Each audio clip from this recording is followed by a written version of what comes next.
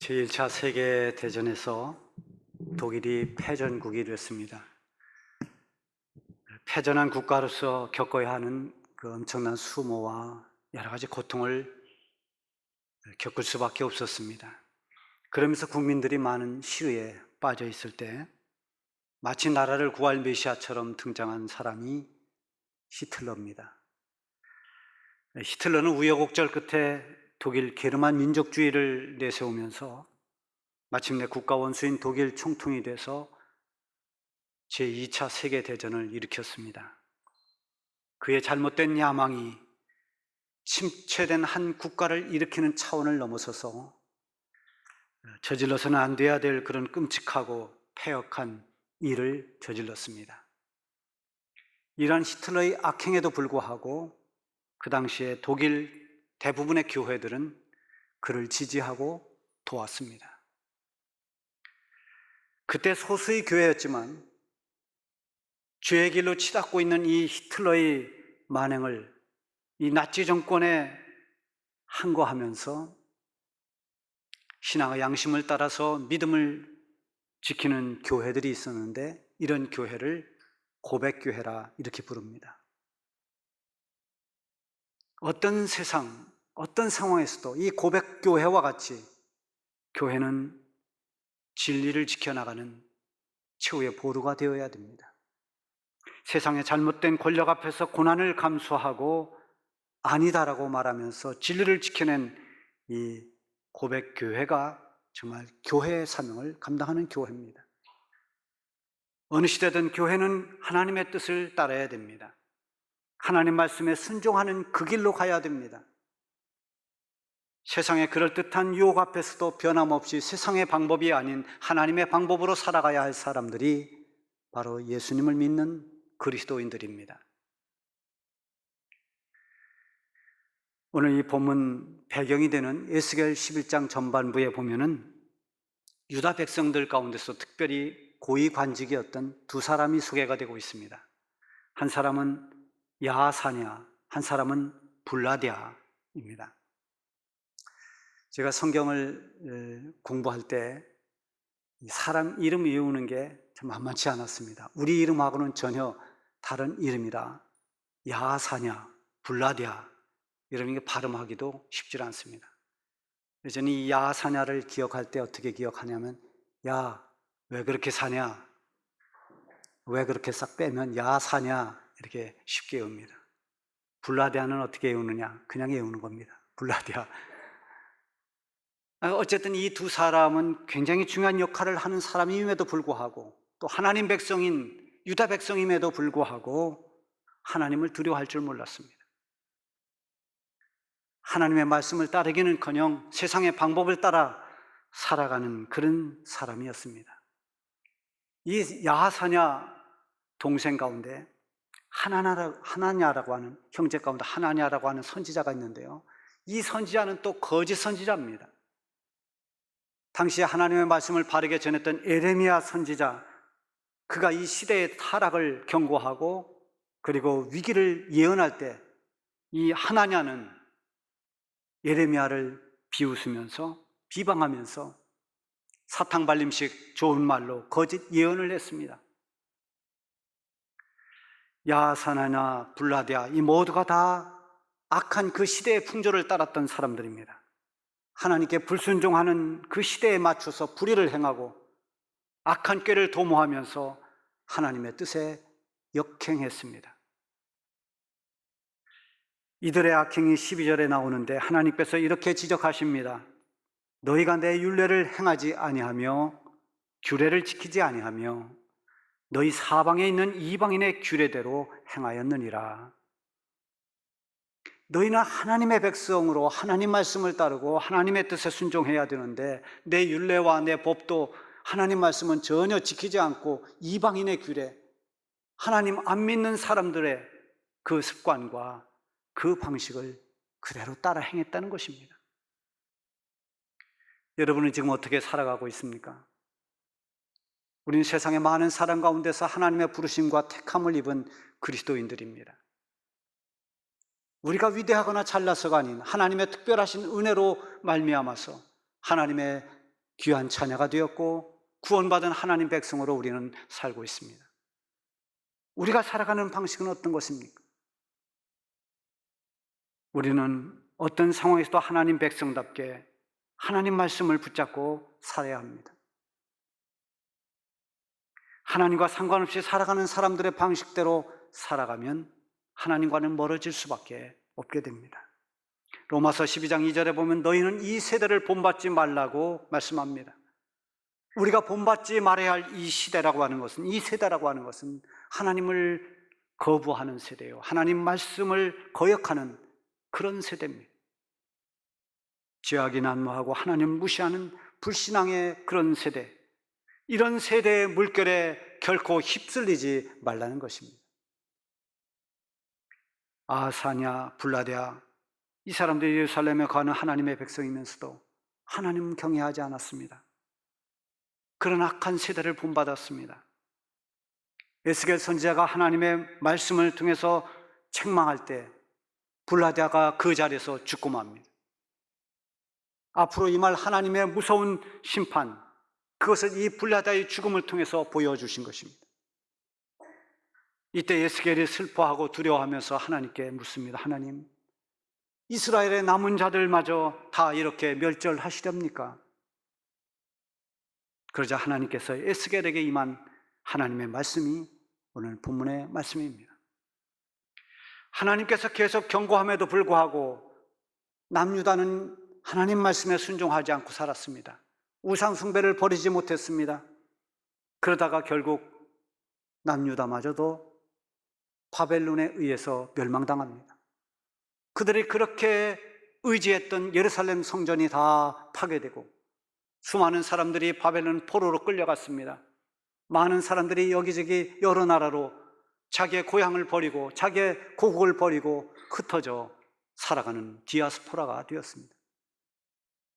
그리고 예루살렘에 남아있는 사람들은 세월이 가면서 점점 세속적인 사람들로 변질됐습니다. 그들의 영혼은 메마를 대로 메말랐고 그들의 마음에 하나님이 없고 그들의 마음은 교만했습니다. 다른 사람들을 비웃고 정죄하기를 좋아했습니다. 그들은 하나님을 멀리하고 죄 가운데 살면서도 착각했습니다. 우리는 하나님께서 우리에게 복을 주셔서 우리에게 기업을 삼으려고 이 예루살렘을 우리에게 주셨다고 그렇게 말하면서 포로가 된 자기 백성들, 흩어져 살아가는 자기 백성들을 비웃고 멸시했습니다. 그러나 하나님께서 에스겔에게 주시는 오늘 말씀은 그들이 생각하는 그 생각과는 전혀 달랐습니다. 흩어진 나라, 포로된 나라에서 하나님은 잠깐 그들의 성소가 되어주겠다고 말씀하십니다. 성소가 되어주겠다라는 것은 그들의 하나님이 되신다는 거죠. 비록 어느 곳에 있든지 어느 나라에 있든지 하나님이 그들과 함께 하시고 그들의 성소가 되어주시고, 그러나 그것이 잠깐이라고 했습니다. 잠깐 그들의 성소가 되어줄 것이다. 이것은 그들의 포로 생활이 영원하지 않다는 것입니다. 언젠가는 반드시 돌아오게 된다는 것입니다. 17절에 보면 흩어진 하나님의 백성들을 다시 모으고 이스라엘 땅을 그들에게 다시 주시겠다고 했습니다. 하나님께서 유다 백성들을 다시 회복시킬 것을 약속하고 있습니다. 하나님은 때로 징계도 하시지만 다시 회복시키고 역전하게 하시는 하나님이십니다. 징계나 재앙을 통해서 멸망의 길을 멈추게 하고 희망이 있는 미래를 향해 갈 수 있도록 인도하시는 분이 하나님이십니다. 그래서 에레미야서 29장 11절에 보면은 여호와의 말씀이니라 너희를 향한 나의 생각을 내가 아나니 평안이요 재앙이 아니니라 너희에게 미래와 희망을 주는 것이니라. 이게 하나님의 생각입니다. 지금 비록 재앙을 당하고 있다 하더라도, 지금 고난 가운데 있다 하더라도 하나님이 우리에게 진정 주시려는 것은 미래요 희망인 것입니다. 오늘날 우리가 겪는 이 코로나 재앙도 이것을 계기로 우리가 더 하나님 앞에 겸손하고 하나님을 바로 섬기게 된다면 지금의 고난이 우리를 더 나은 신앙의 성숙의 자리로 이끌어 갈 것입니다. 지금의 고난이 오히려 하나님의 크신 은총의 계기가 될 수가 있는 것입니다. 흩어진 백성들이 다시 돌아오게 되면은 예루살렘에 있는 모든 우상들과 죄악의 요소들을 다 제거해 버리라고 했습니다. 하나님만을 섬기는 예루살렘 성전, 그것을 중심으로 하나님을 섬겼던 그곳에 우상이 가득했습니다. 그런 모든 우상들을 제거하고 세속적인 문화를 더럽혀진 모든 것들을 바로 잡으라는 것입니다. 이렇게 모든 것이 회복되기 위해서는 우리의 의지만 가지고는 될 수가 없습니다. 하나님의 도우심의 손길이 있어야 됩니다. 하나님의 능력이 임해야 됩니다. 하나님이 주시는 은혜가 없이는 이런 위대한 일들을 감당할 수가 없습니다. 그런데 오늘 19절, 20절에 보면은 하나님께서 그들에게 희망의 메시지를 주고 있습니다. 이 희망의 메시지가 오늘 어려움을 겪고 있는 우리에게 주시는 하나님의 희망의 메시지가 되기를 바랍니다. 하나님께서 부어주실 은혜로 말미암아서 회복의 역사가 일어날 것을 예언했습니다. 내가 그들에게 한 마음을 주고 그 속에 새 영을 주며 그 몸에서 돌 같은 마음을 제거하고 살처럼 부드러운 마음을 주어 내 율례를 따르며 내 규례를 지켜 행하게 하리니 그들은 내 백성이 되고 나는 그들의 하나님이 되리라. 얼마나 감격스러운 말씀입니다. 무엇보다 더 중요한 것은 하나님께서 그들에게 새 영, 새 마음을 주신다는 것입니다. 신앙생활은 어떤 계기를 통해서든지 하나님의 만져주심, 하나님의 강력한 개입과 터치가 있을 때 그때 놀라운 변화가 일어납니다.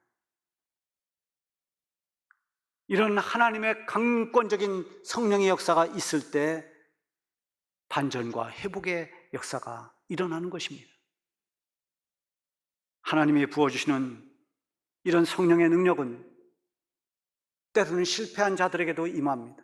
실패하고 가슴을 치며 하나님의 은혜를 구하는 사람들에게, 또는 방황하며 고통하면서 오직 하나님의 손길을 기다리는 그런 약한 자들에게 하나님의 성령의 능력은 임합니다. 이렇게 실패한 자들에게, 약한 자들에게, 고통받는 자들에게 하나님의 그런 놀라운 성령의 능력이 임할 때 마치 깊은 어둠 속에서 빛이 더 밝아 보이는 것처럼 이런 가운데서 임하는 성령의 능력은 하나님의 더 큰 은혜를 경험하게 합니다. 하나님의 은혜의 풍성함과 하나님의 영광이 더 밝히 드러나게 되는 것입니다. 하나님께서 부어주시는 새로운 영, 그것은 하나님의 영인 성령입니다. 성령의 임재가 있고 성령 충만함이 있을 때 교회는 능력 있게 부흥되고, 이런 성령 충만함이 있을 때 성도는 담대하게 믿음으로 살아갑니다. 하나님의 징계로 각 나라로 흩어지고 포로로 끌려갔던 하나님의 백성들, 그들은 어찌 보면 실패한 자들입니다. 타국에서 고통받으며 시련 속에 살아가고 있는 약자들입니다. 그들은 고난의 세월을 보내면서 하나님 은혜로 평안히 살던 때, 하나님의 축복을 많이 받으면서 살던 그때를 생각하면서 다시 모든 것이 회복되기를 하나님 앞에 간절히 구했을 것입니다. 그런 그들에게 하나님은 성령의 능력을 부어주셔서 새 영, 새 마음을 주어서 그들로 하여금 세상을 변화시키도록, 예루살렘을 바꿔놓도록 만들어 주신다는 것입니다. 지금 우리는 코로나19라고 하는 이 재앙을 통해서 평범했던 우리의 일상과, 그리고 신앙생활을 제한 없이 할 수 있었던 그때가 얼마나 소중했는지를 절실히 깨닫고 있습니다. 우리 역시도 다시 예배가 회복되기를 기도하고 있습니다. 모든 신앙생활과 우리의 삶이 회복되기를 하나님 앞에 간구하고 있습니다. 오히려 이런 계기를 통해서 우리는 하나님이 주신 더 큰 은혜와 성령의 충만함을 받을 수 있는 기회가 될 수 있는 것입니다. 성령의 능력으로 우리의 믿음이 단순한 회복을 넘어서서 우리의 믿음이 더 견고해지고, 하나님 앞에 말씀을 따라 사는 우리의 순종이 더 온전한 순종으로 거듭나는 그런 계기가 될 수 있는 것입니다. 예수님이 승천하신 뒤에 제자들이 다락방에 모여서 성령이 임하기를 기다렸습니다. 예수님께서 내가 가면 이제 보혜사 성령을 너에게 보내줄 테니 너희는 예루살렘을 떠나지 말고 성령이 임하기를 기다리라 했습니다. 아직도 세상의 분위기는 험악합니다. 그래서 그들은 다락방에 모여서 그 다락방 문을 굳게 잠궈놓고 성령의 임재를 기다렸습니다.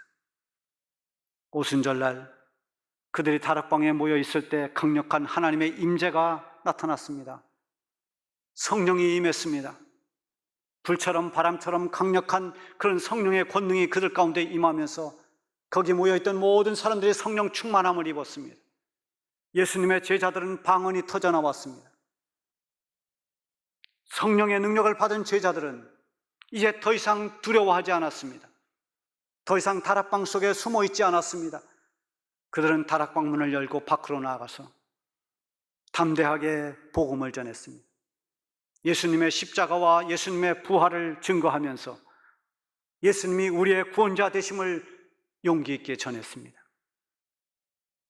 성령이 임하기 전과 성령이 임한 후의 제자들의 모습은 확연히 다릅니다. 이것은 우리 모든 성도들도 마찬가지입니다. 성령을 경험한 사람들과 성령을 전혀 경험하지 못한 사람들의 그런 신앙생활은 다를 수밖에 없습니다. 초대교회 놀라운 부흥 역시도 성령의 능력이 임했기 때문입니다. 사도행전 9장 31절에 보면 그리하여 온 유대와 갈릴리와 사마리아 교회가 평안하여 든든히 서가고 주를 경외함과 성령의 위로로 진행하여 수가 더 많아지더라. 여러분, 핍박이 심한 그 초대교회 수가 어떻게 점점 더 많아집니까? 박해를 하면 할수록, 교회를 짓누르면 누를수록 교회의 수는 더 늘어갔습니다.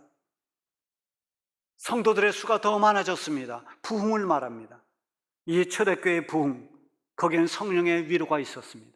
이 성령의 위로라고 하는 것은 성령의 도움, 성령의 후원, 성령의 도와주심을 말하는 것입니다. 이 말씀을 보면 초대교회 부흥의 3요소가 나옵니다. 교회가 평안했습니다.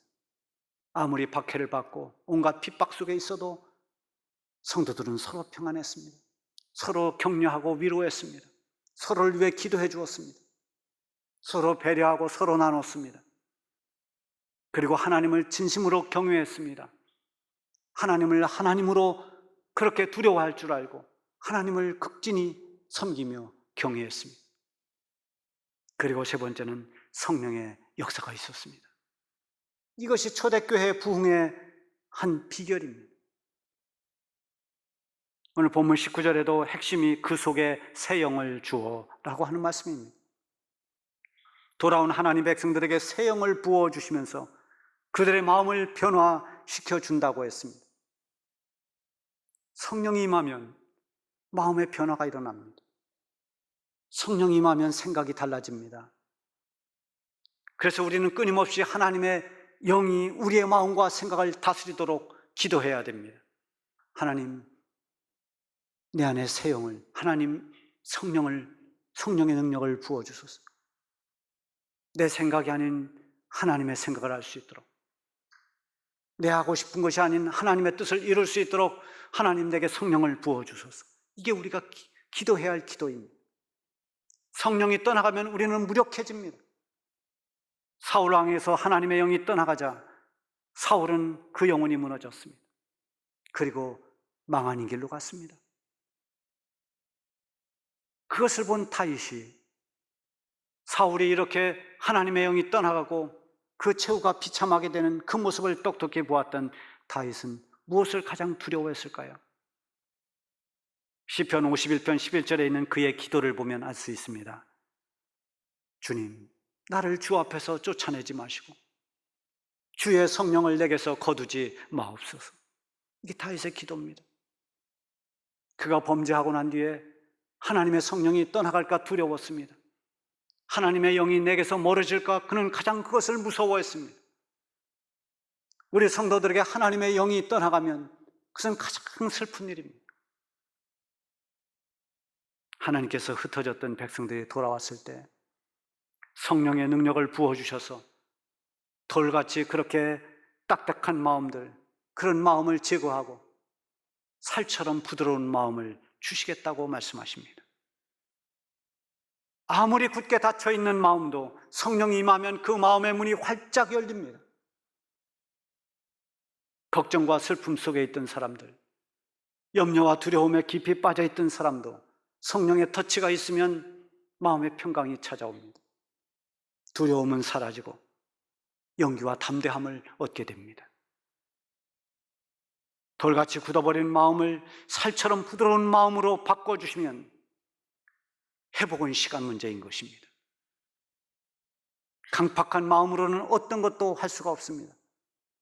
강팍한 마음에는 변화가 일어나지 않습니다.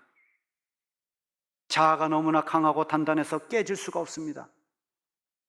하나님 말씀을 들어도 받아들이지 못하고 그 말씀이 열매를 맺지 못합니다. 말씀을 따라 순종하는 삶을 살 수 없습니다. 그래서 우리의 마음밭이 중요합니다. 예수님이 비유 가운데 밭의 비유를 했습니다. 그것은 우리의 마음의 밭을 비유한 것입니다. 어떤 밭은 사람들이 다니는 길가 같은 그런 밭이라고 했습니다. 그건 너무나 딱딱해서 씨앗이 떨어져도 뿌리를 내리지 못합니다. 어떤 밭은 밑에 돌들이 깔려 있습니다. 씨가 떨어져도 그 밑에 깔려있는 돌 때문에 자리를 잡지 못합니다.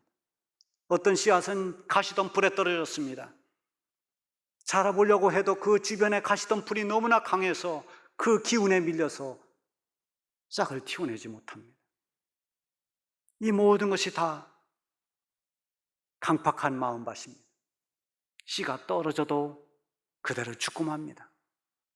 그러나 잘 기경된 밭, 잘 일궈진 밭, 그래서 흙이 부드러운 그런 밭, 이 옥토 같은 밭에는 어떤 씨앗이 떨어져도 그 씨앗은 싹을 틔웁니다. 그리고 그 열매가 30배, 60배, 100배의 결실을 하게 되는 것입니다. 하나님께서 새 영, 새 마음을 주시면 부드러운 마음밭이 됩니다. 하나님을 거역하던 사람이 순종의 사람이 되고 하나님을 등지던 사람들이 하나님을 가까이하며 하나님을 섬기는 사람이 되게 됩니다. 20절에 보면 두 가지의 특징이 나타나 있습니다. 하나는 하나님의 율례를 지킨다고 했습니다. 하나님 말씀에 순종하게 됩니다. 그리고 또 하나는 하나님과의 온전한 관계가 회복됩니다. 나는 그들의 하나님이 되고 그들은 내 백성이 되고 하나님과의 온전한 관계가 회복된 것입니다. 성령을 통해서 이렇게 온전한 변화가 일어납니다. 말씀에 순종하지 않던 자들이 말씀에 순종하게 되고 하나님과의 관계가 뒤틀렸던 사람들이 온전한 하나님과의 관계를 회복하는 것입니다. 여러분, 오늘은 성령 강림 주일입니다. 그 옛날 오순절 다락방에 성령이 임했던 것처럼 또 흩어졌던 또 포로되었던 하나님의 백성들에게 하나님께서 새 영과 새 마음을 부어주신 것처럼 코로나 전염병으로 인해서 많이 지쳐있는 모든 성도들에게 성령의 강하신 능력이 부어지기를 바랍니다. 그래서 우리 모두 혹이라도 돌 같은 마음, 굳어진 마음이 있다면 그 마음이 다 깨지고 녹아져서 성령으로 말미암는 부드러운 마음이 되어 하나님의 말씀을 더욱 순종하고 하나님과의 관계를 온전히 회복하는 그런 은혜가 있기를 바랍니다.